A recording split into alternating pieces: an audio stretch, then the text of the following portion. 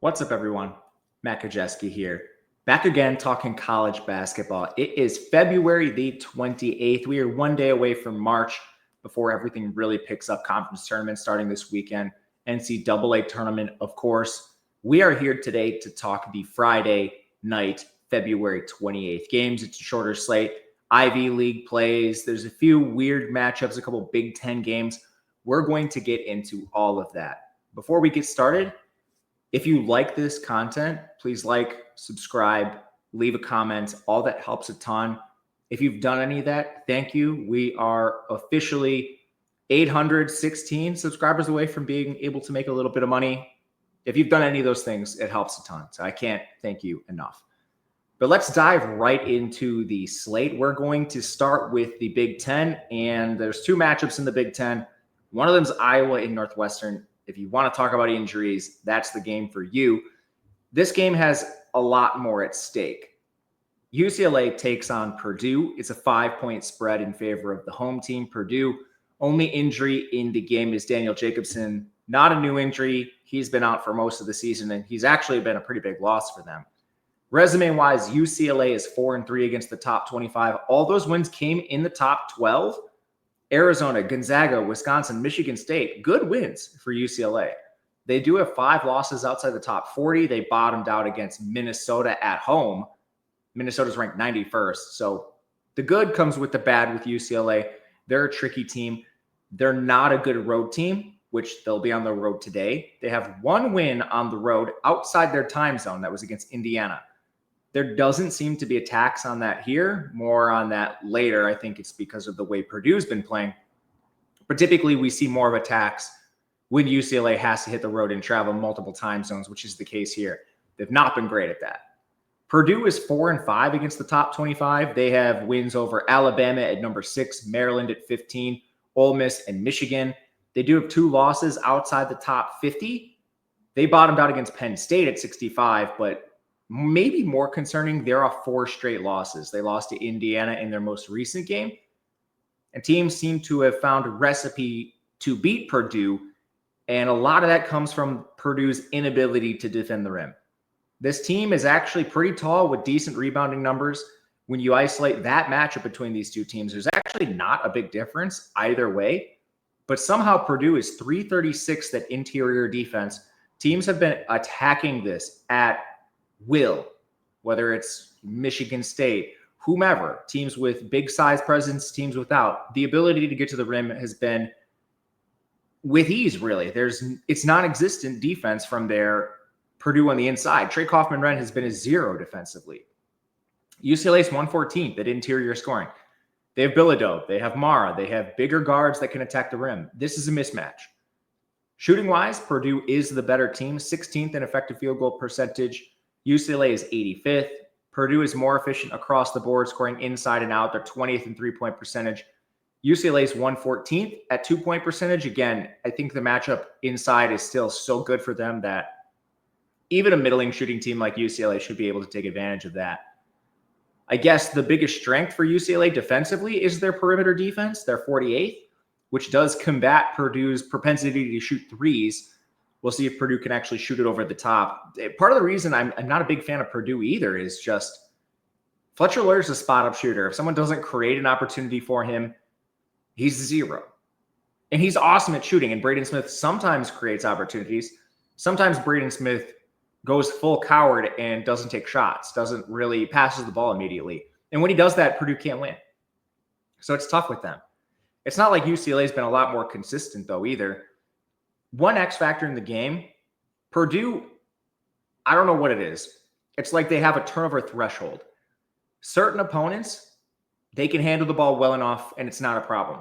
But then there are like these high pressure pressing defenses that get in the way of what Purdue wants to do. And then the turnovers open like a floodgate. Marquette did this, forced 15 turnovers, led to Purdue loss. UCLA forces the second most turnovers in the country. That is very much a matchup to watch in this game. UCLA's ability to force turnovers versus this Purdue offense, which 98th in turnovers committed. It's not a bad metric. It's just when they match up against the better defenses, especially at guard, beyond ball defenders, Braden Smith has not been able to always overcome that. we make this just slightly outside the projected spread of 5. Basically 5.2, 5.3 in favor of Purdue. They're the home team. UCLA has struggled to go on the road. My hesitation is just maybe teams have really found a recipe to beat Purdue and at least play them competitively. So it's going to be a stay away from me. I don't think this moves either direction in a spot where we're going to play it. It was at 5.5. Now it's at 5. It's basically flip-flop between the number we make it. Next up, going to the MAC, Kent State takes on Akron. Spread of 4 points in favor of the home team, Akron. The total is 156.5. Only injury in this game is Kent State's Anthony Morales. Not a huge one. This is a rematch, and it's between the number 3 and number 1 teams in the MAC. Akron at first place. They only have 1 loss in conference. Akron won the first game, 85-71. They were on the road on January 31st. They held Kent State to 24% from 3, crushed Kent State on the glass. These are two weird teams, more on the stylistics in a second. Resumes first. Akron's 0-3 against the top 100. Their best win is against South Alabama at 119th. The MAC they played 2 crossover games against the Sun Belt this year, 1 at home, 1 on the road. Their last crossover was in conference play like 2 weeks ago. Outside of the South Alabama win, Akron does have 3 losses outside the top 100. Their worst one came to Ohio at 183. Yes, that's their worst loss. This is a pretty balanced team. A lot of what you see from the Akron resume is beat who we're supposed to, lose who you'd expect to. Kent State is 1-3 against the top 100. They beat Arkansas State at 89. That's a common opponent between these teams. Akron lost, Kent State won, and that is Kent State's only top 100 win, again, in the Sun Belt MAC crossover. However, Kent State has more on the bottom end as well, 6 losses outside the top 100. They have losses to 301 Western Michigan and 269 Ball State. So you'll take the good with the bad. Most of the good with Kent State comes from that lone Arkansas State win, and they have plenty of bad. This is probably the weirdest matchup we've seen height-wise all year. Both these teams are 297th or worse at effective height, so 2 very small lineups, but they're both top 75 in rebounding. You do get weird numbers sometimes when these conferences, especially the low-level ones, in conference play, things like this are sort of normalized, but then in non-con, depending on who you played, it might not matter. So anyway, 2 good rebounding units, 2 very small teams, but there is a gap in some other statistics. Effective field goal percentage, Kent State is 298th. Akron is 45th. Both teams are strong defensively, but this shooting gap is so pronounced that this might be an advantage that just Akron takes and runs to the window with. Kent State is a little better at defending the interior, but Akron shoots the 43rd most 3-pointers in the country. The only other Kent State edge is via turnovers. Kent State is 70th in turnovers forced. Akron is 181st in turnovers committed. That's not a huge discrepancy. We'd like to see turnover margin a little wider if we're going to use that as something that's like an actual advantage in games. So this might require an outlier game from Kent State, whether it's shooting, whether it's forcing turnovers. There's going to have to be something where Kent State plays above their expectation.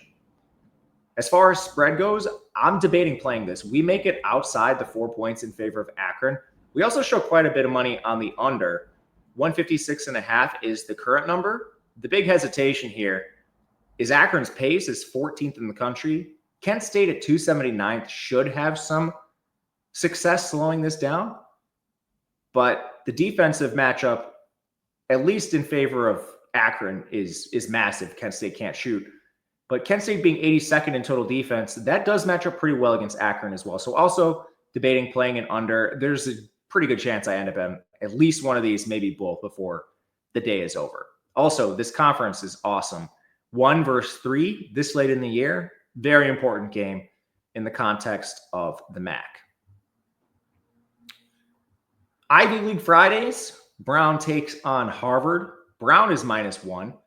The total in the game is 142. This is basically an elimination game. There's a couple teams at the top that I think are pretty secure. Yale, of course. These teams are number 5 and number 6 in the Ivy. They have the same record, and they are trailing the 2 teams in 3rd and 4th by 1 game. So this win basically doesn't guarantee a spot in the Ivy League tournament, whoever wins, but a loss almost surely sends you home. So this is a very important game. You need this win if you have any, just for those of you that aren't super familiar with the Ivy League, but there's 8 teams in the Ivy. Only 4 of them make the conference tournament. So you need to be in the top 4 to get there. When you're sitting at number 5 and number 6, trailing number 3 and 4 by a game, this clearly is a must win. Anyway, it's a rematch. The first game went to Harvard. They won 80-67 on the road on January 18th.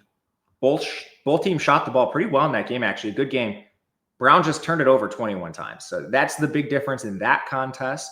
Only injury in the game is Jeremiah Jenkins on Brown. He's a peripheral player, nothing too crazy there. Resumes, Brown is 4-5 against the top 200. Again, we're going to use the top 200 because we're talking lower level competition. Basically, we have these cutoff thresholds. If you're like some of the worst conferences, like the MEAC or something, we'll use top 300. But Ivy towards the bottom, we'll use the top 200. They're 4-5 against that level of competition. 2 of those losses did come against top 20 opponents. For some reason, they played Kansas and Kentucky in non-con. Got slaughtered. It is what it is. They do have 6 losses outside the top 200, but only one of those came outside the top 300. That was to Holy Cross at 316. Conversely, Harvard is 1-8 against the top 200. They only have 1 top 20 loss. St. John's, again, is what it is. They have 7 losses outside the top 200. And like Brown, they only have 1 loss outside the top 300. Actually, it came to Holy Cross as well. Holy Cross, the kryptonite of the Ivy League, it seems. Both these teams are bottom 20 in effective height in the country. This is another tiny matchup. Brown is 203rd at rebounding. Harvard is 310th. So yeah, 2 small teams, 2 teams that can't board. No wonder Yale beats the snot out of these teams week in and week out. But anyway, even a bad rebounding team in Brown is 100 spots ahead of Harvard on the glass. So it's an advantage Brown's direction. Brown is 102nd in effective field goal percentage. Harvard is 180th. Brown is top 120 in both 2-point and 3-point percentage. Harvard's decent inside. They're 110th at 2-point, but 283rd in 3-point percentage. So they're a small team that relies on getting to the rim that can't shoot threes. Defensively, Brown has an edge. They outrank Harvard 186-259 overall. That advantage extends inside and out. The only advantage for Harvard comes via turnovers forced. I know they first 21 in the first game. Brown typically does a good job with their turnovers. I don't know what happened in the first game, if this is really going to stand out again in this matchup.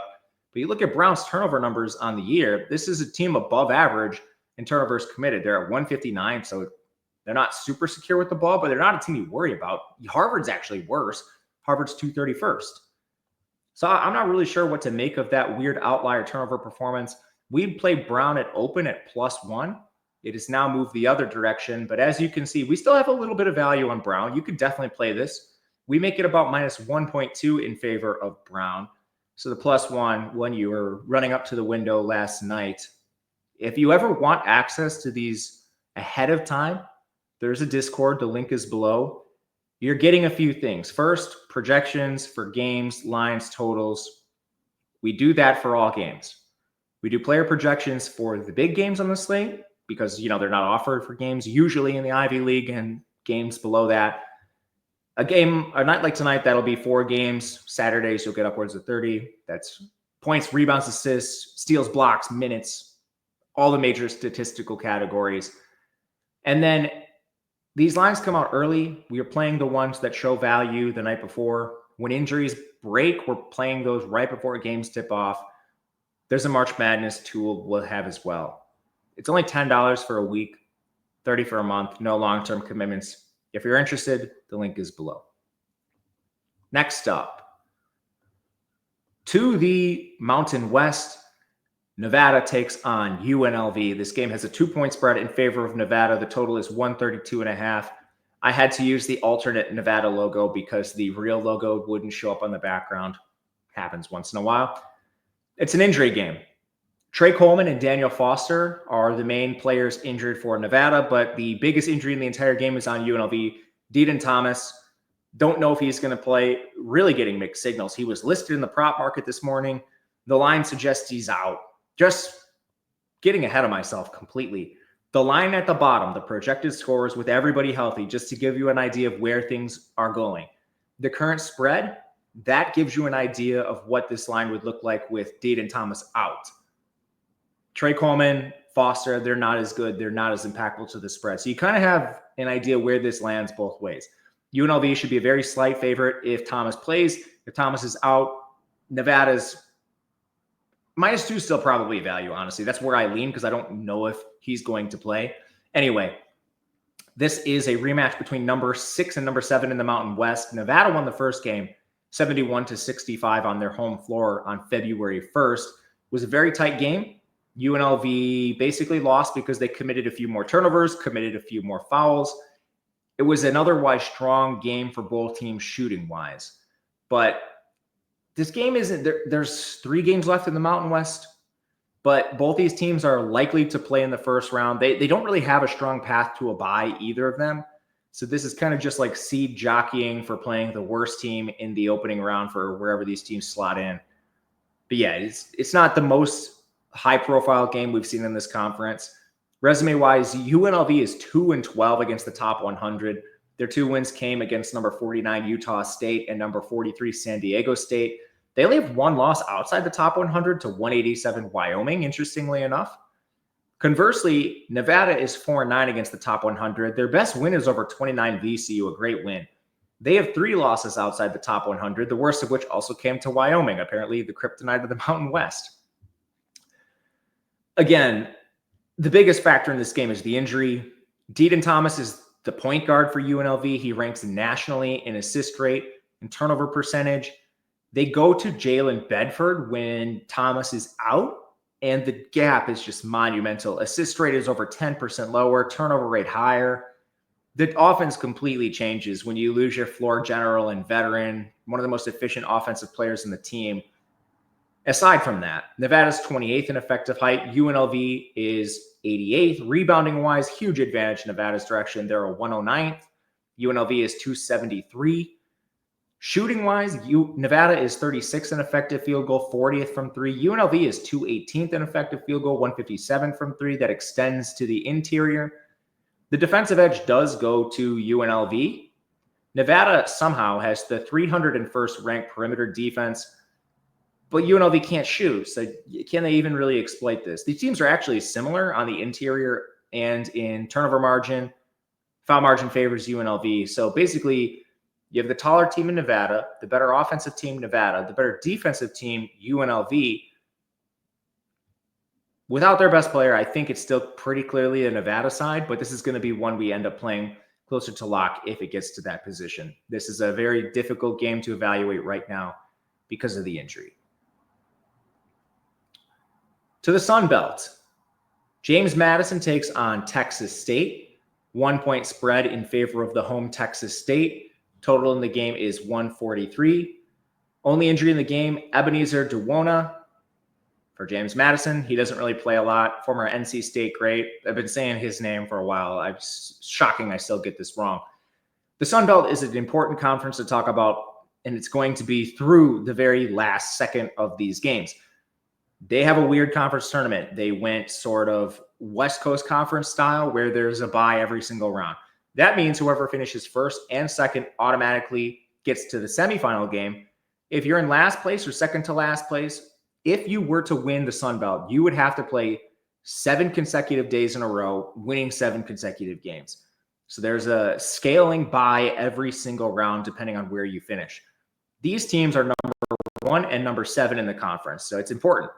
James Madison, if they win, they automatically lock up a trip to the semifinal. Texas State at number 7, they'd simply have to play one last game, but I mean, we're talking about 3 games instead of 4 in all consecutive days. That's important. Resume-wise, James Madison 1-3 against the top 100. Their only win is in conference to number 89 Arkansas State. They have 7 losses outside the top 100. They bottomed out against Toledo at 236 in the MAC crossover, but that's their only loss outside the top 200. Weird conference crossover games. Things like this will happen. Texas State is 0-4 against the top 100. Their best win came against Troy at 108 in conference. They do have 2 losses outside the top 300, though. They lost to Louisiana at 303 and Old Dominion at 311. Resume-wise, James Madison 122nd in effective height. Texas State is 321st. Somehow Texas State is 56th in rebounding. James Madison's 154th. A lot of that comes from the superiority that Texas State has on the offensive glass, but still, kind of a mind-bending statistic. The shorter team by a significant margin is better at rebounding. Anyway, both these teams are pretty efficient at shooting the three. Both teams rank outside the top 270 in perimeter defense. Texas State is particularly bad at 351. Inside, James Madison's a little better, but both teams are in the top 110 defending the paint. So it's a pretty interesting stylistic matchup. Peripherally, turnovers favor James Madison as well as foul margin. So you have a lot of these little micro advantages James Madison's direction. I think a lot of that just being mitigated by the fact that this game is on the road for them.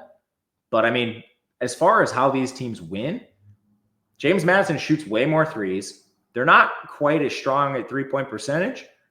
But I mean, Texas State is 356 in three-point percentage. This is a bit alarming to me. I think there are a lot of ways that this game goes James Madison's direction. We also have a ton of efficiency in offense versus bad defenses. I think you could play a greasy over. I have some hesitation. James Madison's 304th in tempo. And it's not like Texas State is that much faster at 258, but man, a lot of points are going to be scored just strictly off offensive effectiveness and efficiency against poor defenses. The lean here is going to be James Madison. This is moving a lot. So James Madison opened as a favorite. Now they're a dog. I don't see any reason to play this until it stops. There's a good chance we end up on James Madison. We are just going to hold and fire a little bit later once this settles a bit. 2 extra games we're going to rapid fire, but I did make graphics for them. St. Peter's and Quinnipiac played in under 140 in this contest, largely off pace. You'll see it is very drastic between these teams. St. Peter's is 352 and Quinnipiac is 17th. Generally speaking, this plays to the slow team. Their possessions, I mean, when they have the ball over half the game potentially, all those possessions directly come out of what Quinnipiac does when they try to run. Unless Quinnipiac's able to force a lot of turnovers, play in transition, this is not a game that projects to get up and down. We played under 140 in this contest. And to close out, a second under in the Sun Belt between a couple bad teams, Old Dominion and Coastal Carolina outside the top 300 in overall rankings. This one just never made sense. Both these teams are slow. Old Dominion's 246 in pace. Coastal Carolina is 351st. And then just efficiency-wise, like Old Dominion, 394th in offensive efficiency, 358th in effective field goal percentage. This is a bottom 10 shooting team in the country. Coastal Carolina is 274th in offensive efficiency, 241st in effective field goal percentage, so a little bit better. But then they have to face the slightly better defense in Old Dominion. So, I mean, this is just a disaster game from a scoring perspective. We played an under. A little late now, but I'm going to say it. If you or someone you know has a gambling problem, please call or text 1-800-GAMBLER. Must be 21 or older to play in most areas. As far as the recap of yesterday goes, we talked about a lot of mid-major games. Like the day before, a lot of them played to the spread. The best outcome from a viewing perspective was certainly the Michigan buzzer beater. It's now 2 consecutive days where Michigan and Michigan State beat the buzzer. But otherwise, there wasn't anything that was too crazy. The UC San Diego game basically played to the spread, but UC San Diego won. They keep their at-large hopes alive. You had, at least the games we took, UAB beat Wichita State. North Texas, one we added late in the day, they covered. Liberty did not, but that was very close to the spread. Denver, UMKC came in towards the under. And then some of the other bigger games that we saw, St. Mary's was able to hold off Marymount. They got a real scare there, only winning by 3 points. And that's about it. There were some games that were pretty high profile in the CAA, in the Southland. Chattanooga beat Greensboro. That was an upset. We already mentioned Jacksonville State losing to Liberty. That was basically for first place. The Horizon saw some shakeups. Milwaukee was able to beat Oakland. Interestingly, Green Bay got a win, but a couple other outcomes that were important. Wright State beat Cleveland State, who was sitting in first. So the logjam of the Horizon continues. And now some of these teams in the Horizon have played their final game, but about half the league still has games this weekend.